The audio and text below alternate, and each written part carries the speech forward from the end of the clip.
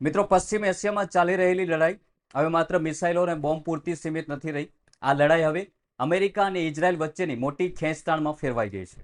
અમેરિકી રાષ્ટ્રપતિ Donald Trump જે શાંતિ યોજના બતાવીને આખી દુનિયામાં પોતાની વાહવાહી લૂંટવા માંગતા હતા, ઇઝરાયલે ગાઝામાં નવો ડ્રોન હુમલો કરીને એ આખા પ્લાનની હવા કાઢી નાખી છે.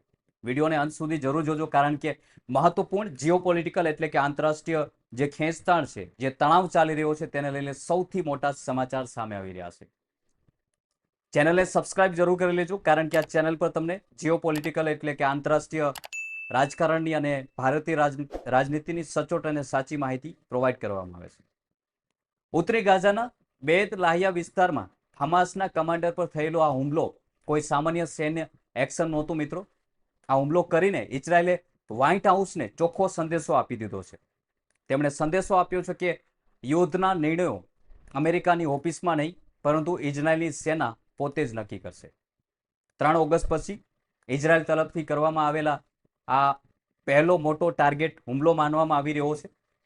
આ એક જ હુમલાએ યુદ્ધ રોકવા માટે ચાલી રહેલી તમામ વાતચીતને એક ઝાટકે તોડી પાડી છે. અમેરિકા અને પીસ બોર્ડરના અધિકારીઓ સતત હુમલા રોકવાની અપીલ કરી રહ્યા છે, પરંતુ જમીની ખરી હકીકત જે સામે આવી રહી છે તે ખૂબ જ ચોંકાવનારી છે. અને ખરી હકીકત એ છે કે ઇઝરાયલ અને હમાસ વચ્ચે સમાધાન થાય તેવી કોઈ શક્યતા હાલ જોવા નથી મળી રહી. હમાસ પોતાના હથિયારોને લઈને કેટલીક શરતો સાથે વાતવાનમાં તૈયાર છે, પરંતુ ઇઝરાયલના વડાપ્રધાન બેન્જામિન નેતન્યાહુ હમાસના સંપૂર્ણ ખાત્મા વગર એક ડગલું પાછળ હટવા માટે તૈયાર નથી. આ જીત વચ્ચે સામાન્ય લોકો પીસાઈ રહ્યા છે.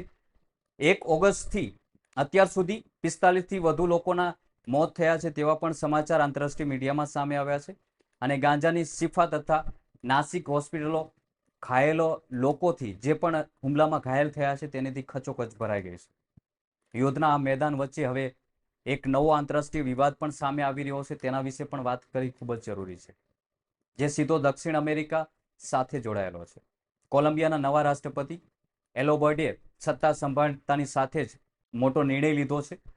કોલંબિયાએ ગોલાનના હાઇટ પર ઇઝરાયલનો કબજાને સત્તાવાર રીતે માન્યતા આપી દીધી છે, જે અમેરિકા માટે ખૂબ જ ઝટકા સમાન છે. અમેરિકા પછી ગોલાન હાઇટને ઇઝરાયલનો ભાગ માનનારો કોલંબિયા દુનિયાનો બીજો દેશ બની ગયો છે અને સૌથી મોટો દેશ બની ગયો છે, જે ગોલાન હાઇટ્સને ઇઝરાયલનો ભાગ માને છે. સંયુક્ત રાષ્ટ્ર આજે પણ 1969ના યુદ્ધમાં છીનવાયેલા આ વિસ્તારોને સિરિયાનો માને છે. તેથી જ આ નિર્ણય આવતાની સાથે જ તુર્કી ભડકી ગયું છે. તુર્કીએ ખુલ્લેઆમ કહ્યું છે કે બીજા દેશની જમીન પડાવી લેવાના આ ગેરકાયદેસર કામને કોલંબિયાને સમર્થન આપી રહ્યું છે તેવો આરોપ તુર્કીએ લગાવ્યો છે. આખી પરિસ્થિતિ એક વાત જે પણ આ પરિસ્થિતિ જોવા મળી રહી છે તેનાથી એક વાત સંપૂર્ણ સ્પષ્ટ થઈ જાય છે કે નેતન્યાહુ સરકાર અત્યારે કોઈ પણ દેશના દબાણની ચિંતા કર્યા વગર પોતાની મનમાની કરી રહ્યા છે. પરિણામે ટ્રમ્પનો શાંતિનો પ્લાન માત્ર કાગળ પર જ રહી ગયો છે અને મધ્ય પૂર્વમાં શાંતિ થવાની આશા અત્યારે સાવ ધૂંધળી બની ગઈ છે. આવનારા દિવસોમાં એવું પણ માનવામાં આવી રહ્યું છે કે ટ્રમ્પ અને નેતન્યાહુ ખૂબ જ ટૂંકા સમયમાં આમને સામને હશે અને બંને દેશો વચ્ચે ખૂબ જ મોટી ટક્કર થવા જઈ રહી છે. તેવા પણ એંધાણ આંતરરાષ્ટ્રીય મીડિયામાં ચર્ચાઈ રહ્યા છે અને તેવો માહોલ પણ જોવા મળી રહ્યો છે. આ સમગ્ર ઘટનાને લઈને તમારું શું કહેવું છે? કમેન્ટ કરી જરૂર જણાવજો.